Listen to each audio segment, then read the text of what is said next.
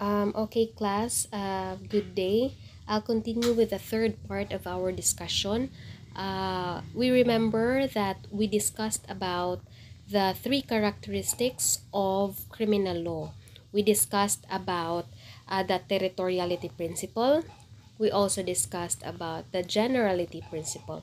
Okay, so please remember the important items I discussed during the first two parts of the discussion. So to complete our discussion class, we'll proceed to part 3, which talks about the third principle or the third characteristic of criminal law, and that is the prospectivity principle. What do you mean by prospectivity?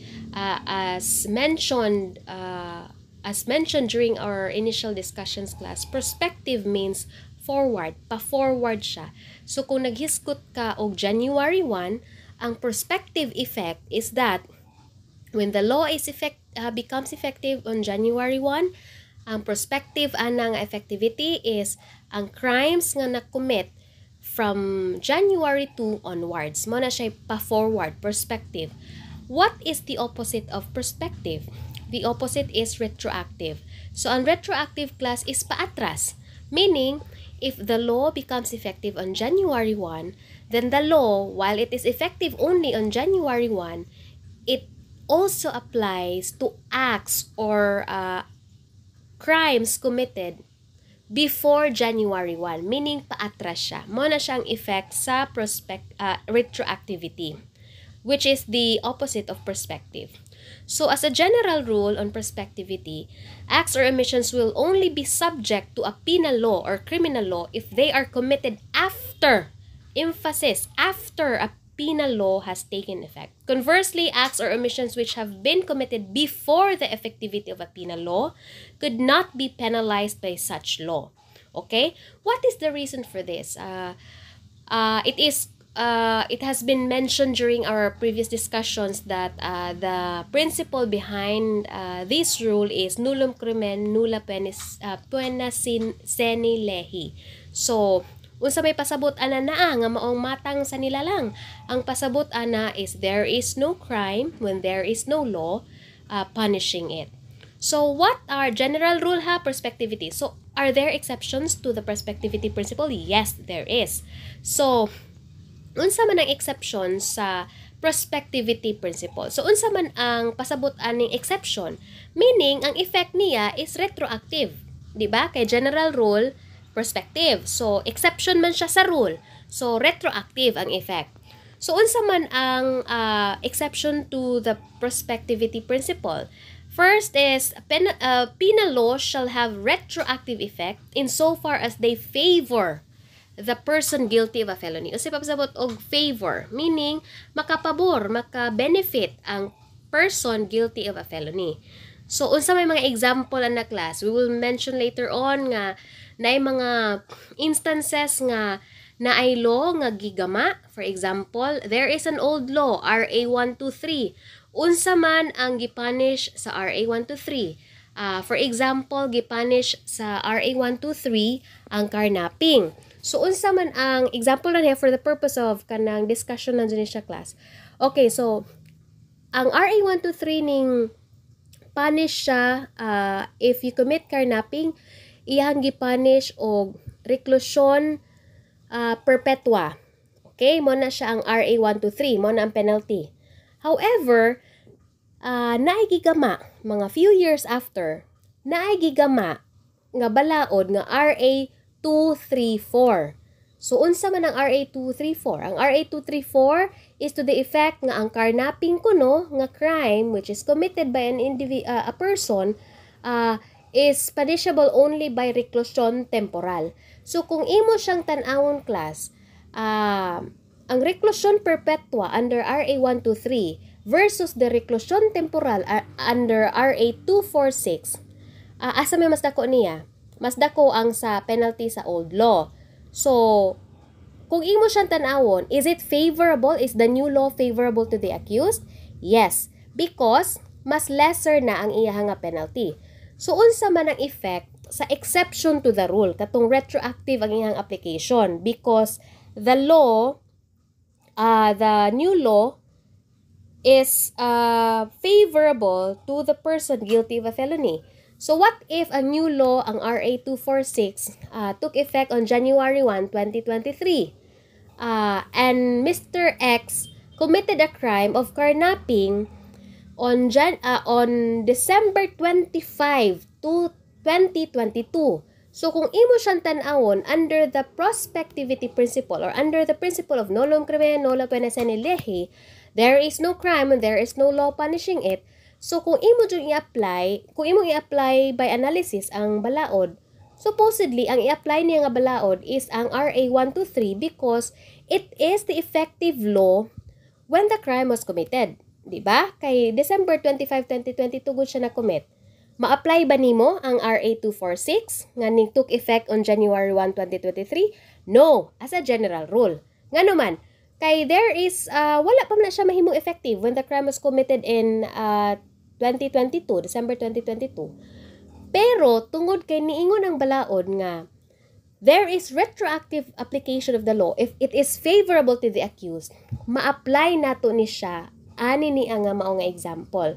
So even if ang RA 246 took effect only on January 1, 2023, considering that the penalty under the said new law is favorable to the accused, it being reclusion temporal only versus to reclusion perpetua nga naa sa RA 123, pwede siyang i-atras ang pag-apply anang mao nga RA 246 which took effect only on January 1, 2023. Why? Because it is favorable to the accused. Okay? So, unsa man pod class ang mga exception to the exception, meaning unsa man ang effect ana, balik na putas perspective, di ba? General rule, perspective, exception to the rule, retroactive, patras. Pero exception man siya to the exception. So meaning ang effect ana perspective na buta, meaning balik na putas general rule. Unsa man nga mga instances? Kani nga mga instances class mao ni siya. Number 1, the new law katong bag-o nga balaod expressly made inapplicable to the pending action or existing cause of actions. Okay, so express jud kaayo ang bag-ong balaod nga kani nga balaod effective only to has prospective effectivity. Dili siya mo apply sa katong mga acts committed prior to the effectivity of this law. Ingon ana ang makita ni mga provision sa bag-o nga balaod. Number 2, in relation to katong retroactive application for criminal law insofar as they favor the person guilty of a felony, mao ni siya ang exception pod usa ani nga ang offender or the person guilty of a felony is a habitual criminal. Always remember class, habitual criminal gali ka. Bisan pag si RA 246 being a new law nga ni took effect on January 1, 2023 provides a lesser penalty as compared to the old law. Bisan pag favorable siya nimo. Pero if you are a habitual delinquent or a habitual criminal, ma-identify gali na siya class nga ning sulod ka sa definition anang habitual criminal class, dili pwede nga ipaatras ang pag-apply adtong RA 246 which is favorable sa person nga nakakommit sa krimen. Okay? So what do you mean by habitual criminal? This is the power I mentioned constantly or repeatedly mentioned sa ato ang previous mga discussions class nga ang criminal law class can be learned or can be comprehended kung kamao mo connect the magic of connection sa interrelation sa mga provisions sa balaod. Mao ni siya class ang usa sa example nga naay gitawag og connection. So how do you connect this particular point or particular topic sa law, sa prospectivity and retroactivity sa aning habitual criminal? You connect that to your Article 62 paragraph 5, 62 of the Revised Penal Code. Unsa man day ang habitual delinquent or habitual criminal under Article 62 of Article 5 of the RPC? Mao ni siya ang definition. A person shall be deemed to be a habitual delinquent if within a period of 10 years, point number 1, 10 years from the date of his release or last conviction of the crimes of robbery, specific kayong crimes, theft, estafa, or falsification, he is found guilty of any of the said crimes a third time or oftener. So, unsa man ang imong makit-an nga mga elements? Money. Number 1, nga dapat ang person para makonsider siya nga habitual delinquent. Kanini ang limited lang aning mga listed nga crimes, robbery, theft, estafa, or falsification. Naaraan nila tanan or in fact naani siya physical injury class, naani siya physical injury, I'm sorry, naani siya kuwang diri nga crimes. So kung nakakommit ka aning robbery, theft, estafa, falsification, physical injury gali class, unya third time na siya, third time karon gi-charge ka karon, unya it can be ascertained nga 10 years counting from today kung kanus ka gi-charge aning imuhang physical injury or imuhang serious physical injury, nakakommit mo ka 10 years i-count before within 10 years nakakommit po ka aning usa sa mga krimen nga na enumerate re, robbery or nakapangawat ka, okay, unya 10 years pud ana from your commission of robbery, na convicted po ka o crime of estafa. Another crime nga listed anini ang Article 62 of paragraph 5 of the Revised Penal Code. Kung ma-establish gali na siya class nga within the period of 10 years nakakommit ka ana, then you will be considered a habitual delinquent. What is the effect of habitual delinquency? The effect of that is that ikaw nga nakakommit ani mga krimen cannot benefit ani ang retroactive application of the law which provides a lesser penalty. Okay? So nasabtan class ha. Lisod pud kayo di po kasabot no, ato naman jud siya ng Binisaya, lain pud kaayo. Okay, so what is the rationale for the prospectivity rule? The punishability of an act must be reasonably known for the guidance of society. O reasonably known, mo bitaw na gitawag siya, there is no crime when there is no law punishing it because lain pud kalit og gipunish ka nya wa day ka kahibaw nga punishable gali na nga mao nga act, di ba?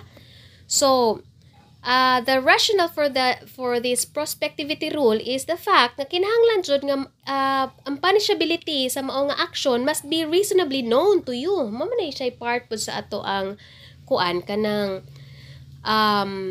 due process sad ba nga makahibaw mo nga sa balaod punishable day po ni siya nga act. Okay, so again, as I've mentioned, under Article 21, there is no felony shall be punishable by any penalty not prescribed by law prior to its commission. It is related to the principle of or the maxim of nullum crimen nulla poena sine lege, which means that there is no crime where there is no law punishing it. Okay, so class, this is the third principle or characteristic of criminal law. The first being generality, second territoriality, and third is prospectivity. Okay. In the application of the provisions of criminal law under Article 2, di ba na-mention na ko na ganina class under the territoriality principle that there are what we call territorial crimes. This is related to this topic. Okay. In applying the provision of the criminal law or the Revised Penal Code, Article 2 of the Revised Penal Code is important. As a general rule, penal laws of the country have force and effect only within its territory.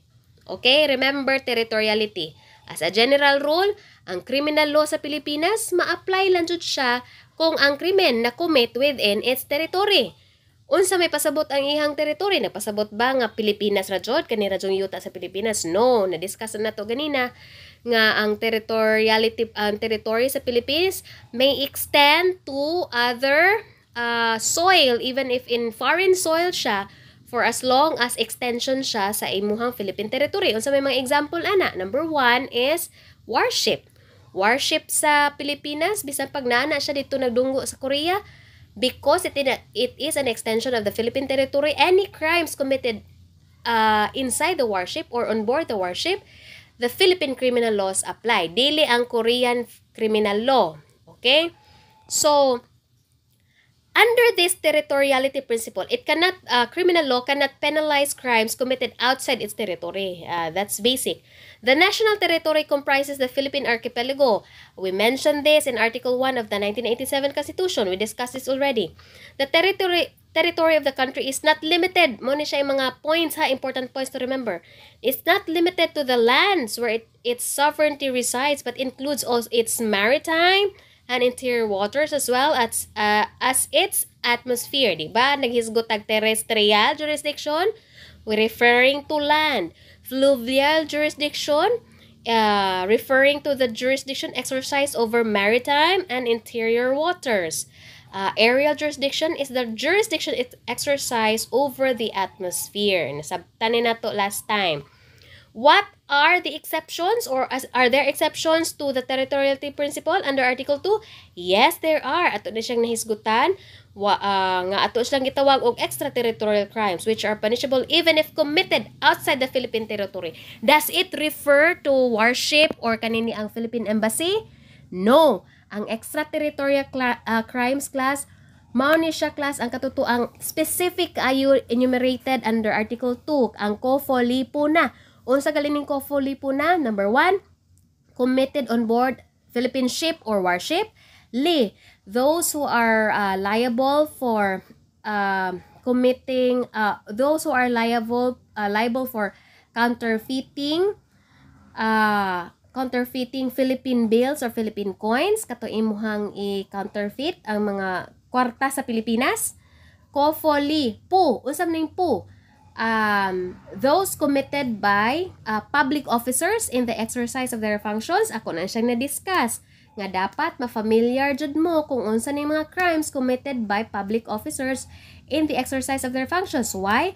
Kay bisan pa og ang inyohang kanang mayor naa diri sa niadto siya dito sa Russia, unya ang ilahang gi-commit is a crime nga gusto kita sila mo escape at nila gi-commit dito sa Russia in the exercise of his function as mayor. So may mga example bribery, ibutang nato kuan na sila gi-commit dito, or ang mayor is na kanang na siya'y gikuan malversation kitay of public funds, unya gi-commit kitay dito ra jud sa Russia, thinking nga maka-escape sila sa territoriality principle or territorial application of criminal law. Sayop nga naman, because this crime is an extraterritorial crime. It is COFOLIPO, committed by public officers in the performance of their function. COFOLIPO na. Unsa manining na? Crimes against national security and the laws of nation. Unsa man ni siyang crimes against unsa man ni siyang crimes against national security? Unsa may example na treason. Ma-learn na nato and ato na siyang masabtan. Ma-discuss po na nato siya under Title 1 of your Book 2. Title 1 of your Book 2, you have to memorize the crimes in Title 1 of your Book 2. Nga naman, unsaon mapudin niyo pagkahibaw in the first place kung ang maong krimen nga akong ihatag sa inyong exam refers to a crime against national security. Kung in the first place wa mo mahibaw kung unsa na nga krimen, so inyo na siyang i-familiarize para during sa exam inig-mention ako anang maong nga krimen, aware na mo nga kaning krimen na covered ni siya sa COFOLIPO na, which is an extraterritorial crime nga regardless kung bisan pag-asang sulok sa mundo na nimo gi-commit, ma-absan na gihapon ka or magukdan na gihapon ka sa Philippine criminal law. These are extraterritorial crimes which we have discussed already in extensive discussion last time. So let's proceed to the theories in criminal law. Number 1, we will discuss the important theories in criminal law only. Okay, so classical theory. What are the characteristics of classical theory? Number 1, the basis of criminal liability is human free will and the purpose of the penalty is retribution. So may pasabot to retribution. Kanang kung gipabayad ka, gipenalize ka, gipabayad ka sa maong salaod nga imuha nga na commit. A person has free will. Mo na siya ang kuan ani kana explanation. Na ako na free will to decide to kill or not to kill a victim. Kay na kay utok. If despite such free will, he decides to kill the victim, he will be penalized for committing the homicide as a form of retribution. Okay?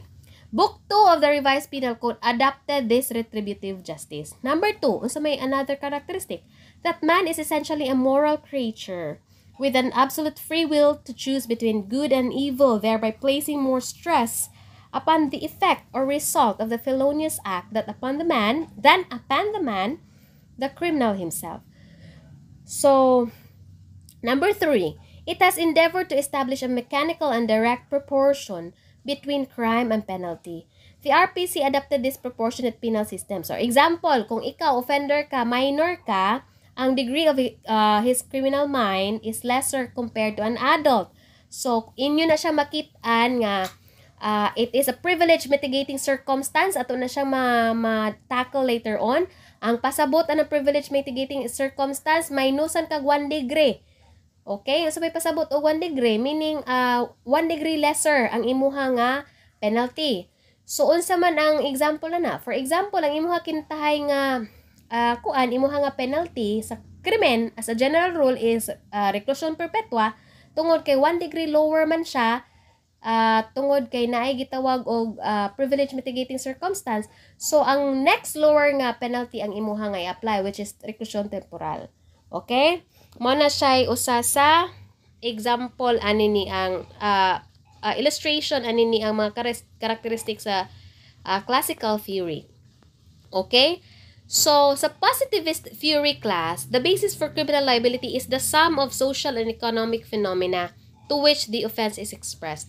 So, under the positivist theory class, ug sa binisaya pa or sa layman nga pag-explain nato, mura batang hay may pinagdadaanan jud ni siya kay kuan man ni kanini ang tungod sa iyang environment, nakuan siya kanang nahimot siyang criminal no kay naa siya nagpuyo sa environment nga criminal minds tanan.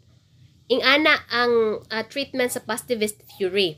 Under the positivist theory class, a criminal is a sick person and therefore he should be treated or rehabilitated under the law. The penalties imposed must not only be retributive, meaning pabayron siya, but also must be reformative.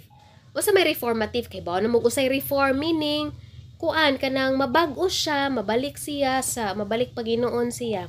To give the convict an opportunity to live a new life and rejoin the society as a productive and civic, spirited member of the community.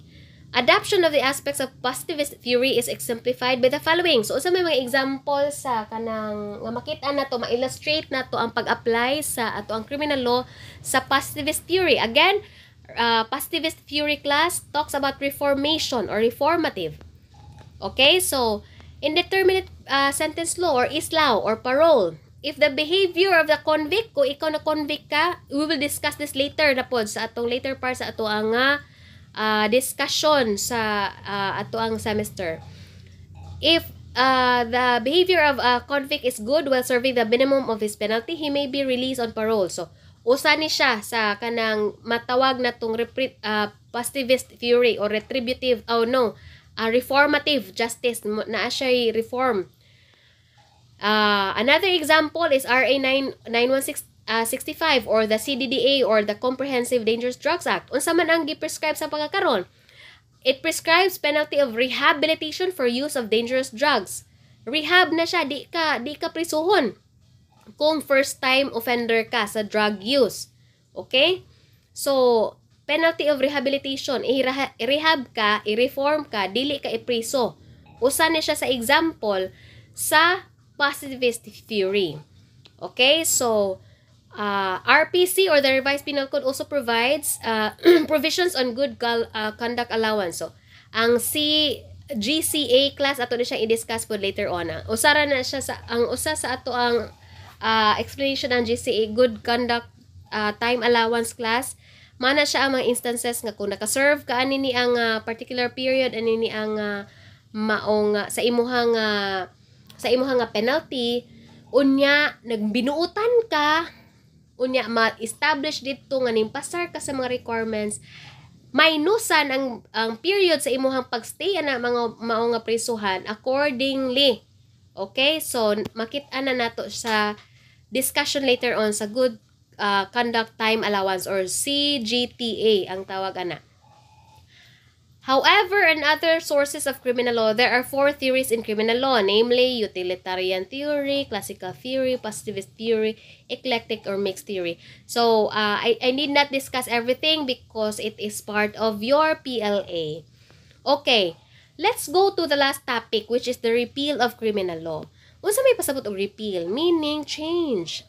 Kuan siya? Gi-change, modify, or kuan siya, gi-amend, okay?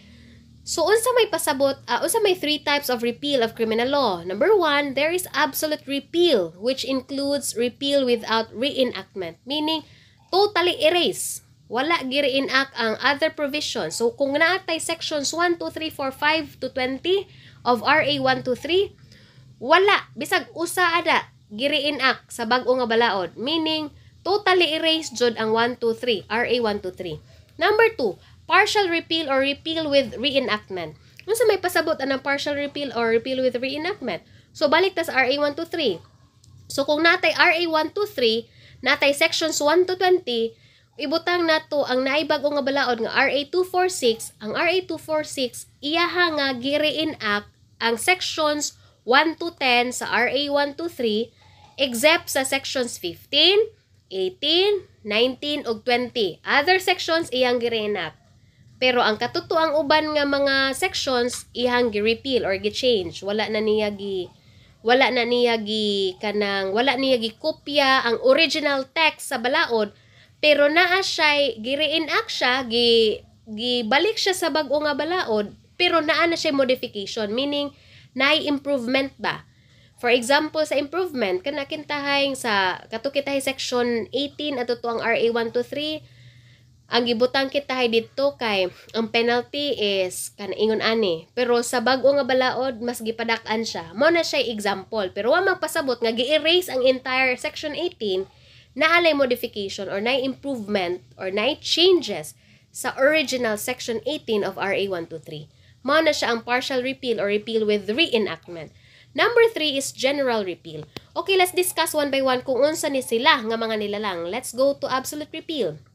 Absolute repeal refers to a repeal of a penal law which deprives the court of jurisdiction to punish the persons charged with a violation of the old law prior to its repeal. The intention of the new law is totally repealing the old law. In totally repealing the old law is to decriminalize an act punishable under the old law. So sa may pasabot og decriminalize the act, meaning himo na siyang dili na himo decriminalize, meaning dili na siya criminal ang act nga gibuhat sa usa ka person based on the new law. So kung sa una punishable ang maot og dagway, for the purpose of example na siya klasa, RA 123, punishable ang tanang mga kuan kanini ang itumunog ilok. Okay? So, punishable kitay na. Gi-decriminalize siya, decriminalized meaning dili na siya punishable ang itumunog ilok. Okay? Mo na siya under the latter. In sum, under the present law, the subject act is not a crime anymore. So, hence a person should not be punished or for committing a non-criminal act applying the principle of nullum crimen, nulla pena sine lege, or there is no crime when there is no law punishing it. Moreover, the present law decriminalizing an act is favorable. Diba? Kung gi-decriminalize, meaning dili na siya nahimong kriminal, favorable siya sa accused, diba? Kay dili na gud siya mapriso. Hence, it should be given retroactive effect. Remember retroactivity, which favors the accused, except a person who is a habitual delinquent. Okay, so the retroactive effect of decriminalizing law shall benefit a person who is already convicted or serving sentence. In sum, he shall be relieved of the penalty imposed upon him for committing a crime under the old law. Unsa may mga examples ani? Okay, arita sa daghan ni siya mga examples class ha. So I'll just slow it down for you to read na lang. or to stop this recording for you to be able to read this, but I'll explain this. Subornation of perjury. Subornation of perjury, class, was punishable under the Spanish Penal Law, under Act number 1697, Section 4. Under the new law, which is RPC, the Revised Penal Code, diba? Ito man yung na-discuss last time sa atong first part sa atong discussion nga Spanish Penal Code ang originator or mo na siya ang precursor sa ato ang Revised Penal Code.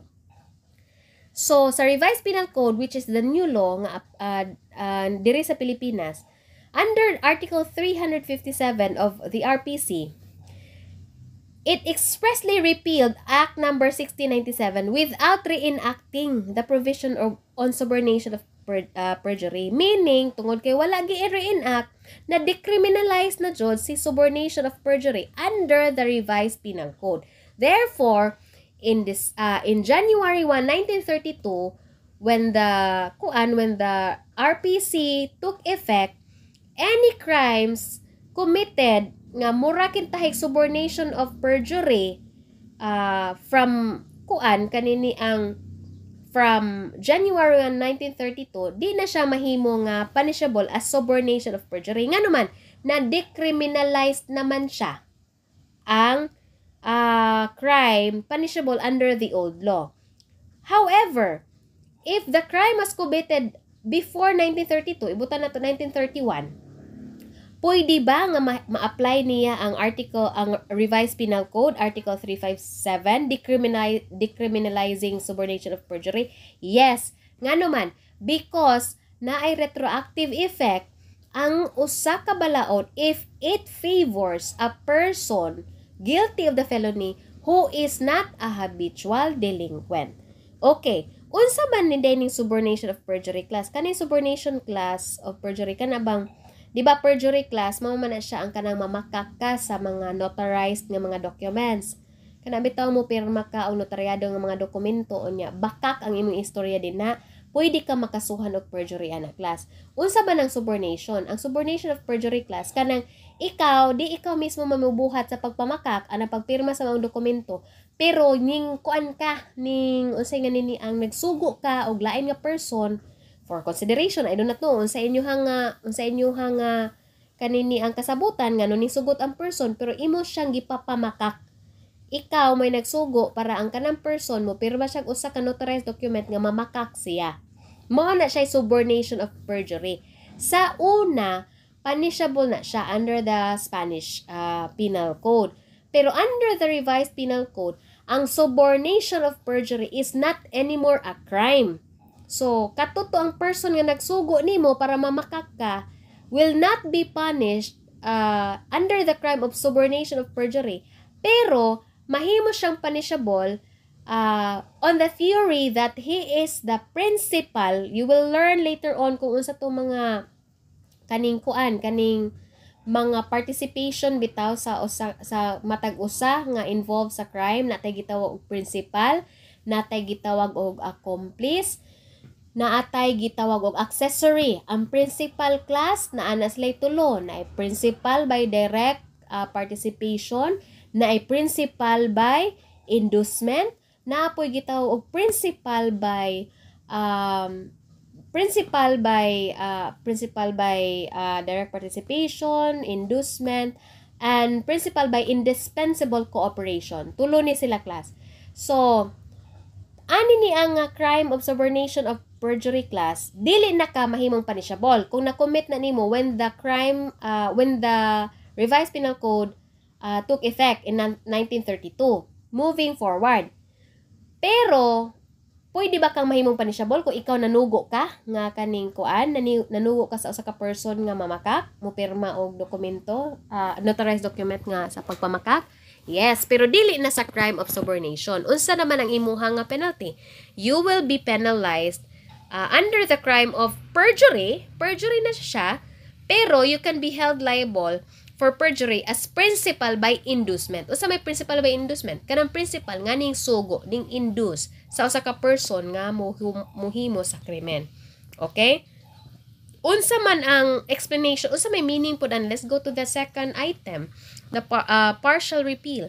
Partial repeal, class, refers to repeal with reenactment of a penal provision of the old law and does not deprive the court of jurisdiction to punish persons charged with a violation of the old law prior to its repeal. Okay, so the intention of the new law, which contains provisions on repeal and reenactment, is not to decriminalize. Unlike absolute repeal nga mahimo jung dili na mahimong kriminal ang action, ang partial repeal class, ang iyang intention is not really to decriminalize an act. Okay? It merely provide a new rule. Sa akong gi-mention kanina, di ba? Katuning mention ko nga iya lang gi-modify, gi-improve lang niya ang maunga provision. So, unsa may mga examples ani class? Example ani, actual nga mga examples ni, rape, arita sa crime nga rape. Under the old law, or Article 335 of the Revised Penal Code, gi-repeal man ni siya. Under the old law, Article 335 RPC, ang penalty sa rape is reclusion temporal. Reclusion temporal ra. Okay? However, there is a new law nga kaning RA 8353. Nag-create siya another article sa Revised Penal Code, which is Article 266A and B in the Revised Penal Code. Iyahang gi-repeal ang Article 335. Unsa man ang iyahang effect? Ang Article 335 class, wala dyan niya gi-decriminalized. In fact, ang rape until now is still a criminal offense. However, ang iyaharang gibuhat is to improve the provision under the old law. So, unsa naman ang penalty karon? Unsa man ang improvement nga gibuhat sa kanina ang ato ang mambabalaod? Ang gihimo nila under RA 8353, instead nga mahimong reclusion temporal, mas gipadak-an nila ang penalty, gihimong reclusion perpetua. Again, if I asked you during the exam, is it an absolute repeal or a partial repeal? It is a partial repeal. Nga naman, wala siya ma-decriminalize ang act. Rape is still criminal up until now. So, unsa may effect ani? Kung imo siyang tanawon, ang old law, mas gamay ang penalty. Sa new law, mas dako ang penalty. Reclusion perpetua gud siya. So, unsa man ang effect sa RA 8353, which is the repealing law, it shall be given prospective effect. Ngano prospective effect man siya? Kay dili man siya favorable sa accused, meaning pa-forward ang iyahang application. Okay? So, kung atong bayloon, for example for the sake of example lang, ang old law mo ay mas dako. Unya ang new law, ang under RA 8353, mas gamay ang penalty. Prospective baghapon nato application, dili. Pwede na siyang retroactive or paatras ang application. Nga naman, it is favorable to the accused. Pero dili na siya ma-apply nga ang paatras or ang pag-favor nato sa akusado if the person is a habitual delinquent.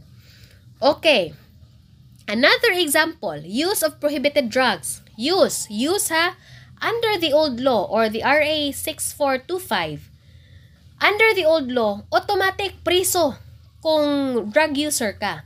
But under the new law, di ba naghisgot ta ganina sa positivist theory nga reformative siya, justice, ang example ni siya, nahimo na siya example. Under the Comprehensive Dangerous Drugs Act, RA 9165, kung first time offender ka, only rehabilitation, dili ka maditsog ka priso. Okay? So, unsa man ang effect kung imo siyang i-apply ang old law versus the new law? Ang old law, mas dako ang penalty, nga naman, priso gud ka.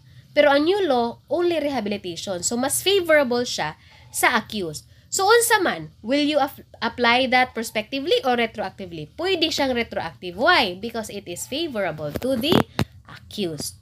Okay? So, let's go to general repeal. Unsa may pasabot aning general repeal class? It is a repeal of any laws or provisions which are inconsistent with the new law. So, unsa may example ani class? PD 532, which punishes piracy and highway robbery or brigandage. Okay. So, under Section 5 of 532, PD 532, ingani ang provision.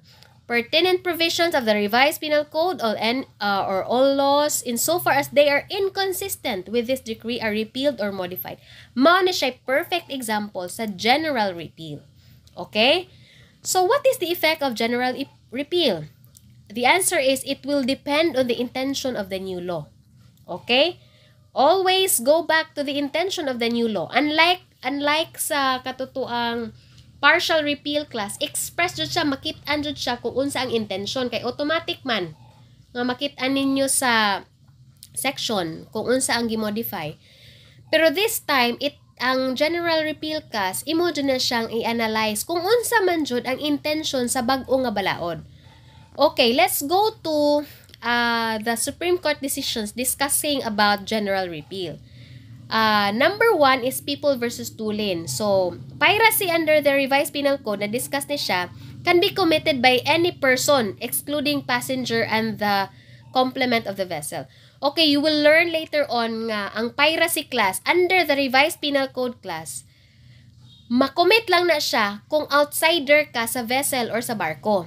Pero kung insider gali ka sa barko class, passenger gali ka or complement, usay pasabot og complement kanang kuan ba kanang kauban sa mga seaman ba kanang kauban sa kaning nagmanage anang barko, pagpadagan sa barko, nagkuan kanang sila mismo ba ang crew kana ako pasabot. Kung apil gali ka sa crew or passenger ka, unya makakomit ka ana nga krimen, ana nga mao nga vessel, ang gitawag ana under the revised penal code is mutiny. Pero kung outsider ka sa kanini ang barko, piracy ang tawag ana. Pero ang RPC class gimodify siya. Nay bag-o nga balaod nga ning kuan, gipasa. Unsa man ang bag-o nga balaod mo ni ang PD 532. Sayop ng 523 class sa PD 532. According to PD 532, ang piracy kuno class can be committed by any person. Any person na siya, including passenger and complement of the vessel. So, bisan pag outsider ka or insider ka sa vessel, makomit ra gyapon ang piracy. So, the Supreme Court ruled nga the offender can be prosecuted either under the PD 532 or the revised penal code, since the intention of PD 532 is merely to expand the concept of piracy by making the passenger or crew an offender. So, gi-interpret na sa balaod sa Supreme Court class nga si 532 is not an absolute repeal because the intention of the law or the PD 532 is to merely expand the concept of piracy. Nga unlike the old concept under the RPC nga ang piracy makomit lang jud siya sa outsider sa vessel, under the new law or the 532 gi-include na ang katong mga persons nga makakomit bisan pag insider ka, passenger ka or apil ka sa crew. Okay, under PD 532. In another case class which is People versus Puno, gihisgutan na gihapon ning 532 and discusses about general repeal. Unsa man ang naa diri sa People versus Puno. Under the revised penal code, mo nag-ingon sa Supreme Court, brigandage includes the following. Number 1, formation of a band of brigands or highway robbers. Or B, actual commission of robbery in the highway by brigands or highway robbers. Mao na siya ang definition sa brigandage under the RPC. However, under the new law, ang repealing law, ang RA 532 increases the penalty for highway robbery or brigandage involving actual commission of robbery in the highway by brigands or highway robbers. So, the Supreme Court said nga the intention of PD 532 is to amend Article 306 of the RPC by increasing its penalty. Thus, if there is an actual commission of robbery in highway or highway robbers or brigands, they shall be prosecuted under 532, dili sa RPC. Okay? Nasabtan? Okay. So, another example is People versus Bustinera. So, unsa may gi-discuss ani about pun siya sa carnapping, RA 10883. So, unsa man nag-iingon sa Section 22, General Repeal. Ingani ang example, all laws inconsistent with the provision of this act are amended or repealed. Ingani gali ang pagka-state class, all laws inconsistent with this act are amended or repealed. Inga nagali siya, general repeal na siya class. Unsa ang effect? Depende sa intention sa balaod. So, gi-analyze sa Supreme Court kung unsa ang intention sa RA 10883. Niingon si Supreme Court, ang intention of RA 10883 is to make carnapping an independent crime and to provide penalties different from those prescribed for qualified theft or robbery. Kani man qualified theft class or robbery class, makomit ni siya kung ikaw bitaw sinaligan ka sa imuhang. For example, kanan na ay trust and confidence, unya nangawat ka, maid kintahay ka, imong gikawat ang butang sa imuhang amo. In fact, bisan pa og kaning kuan, kanang sakyanan sa imong amo, under the revised penal code sa una class, qualified theft na siya or qualified robbery na siya. Okay? Depende kung nagamit ba kag force or violence against force upon things or violence against person. So, magdepende na siya basta qualified na siya tungod kay nay element of trust and confidence. So, bisan pag unsa ang mga butang nga imong kuhaon sa imong amo nga why consent gikan niya, for as long as naay kan element of trust and confidence unya nangawat ka, qualified na dritso ang imuhang kanang crime bisan pag unsa ang gikuha nimo. However, class, under RA 10883, ang kaning mga sakyanan, gihimo na siyang independent crime. Mo nang gitawag na siya carnapping. Dili na siya mabilong sa qualified theft or robbery. So, kung imo galing kawaton, sakyanan, carnapping na siya automatically. Because of this law. Okay? So, I think, class, that ends our discussion. I hope you listen thoroughly sa atong discussion because vast questions shall be asked regarding these topics. Okay, thank you so much for your time and good luck.